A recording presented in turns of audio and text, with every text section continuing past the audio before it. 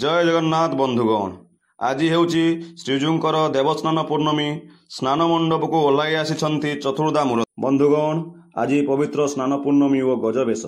ब्रह्मांड करता जगतर नाथ जगन्नाथ रत्नवेदी स्नान मंडप को ओह्लाई आसी श्रीमंदिर थिबा सुना कूअरु जल आनी अभिमंत्रित करी सुबासित करी करा जाए महाप्रभुंकर दिव्य स्नान।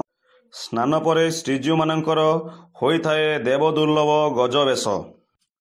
आज भोर 5टारू श्रीजीव माने पहंडी आरंभ करिसंती। धाड़ी पहंडी रे मंडप को विजय करिवे चतुर्धा मूर्ति।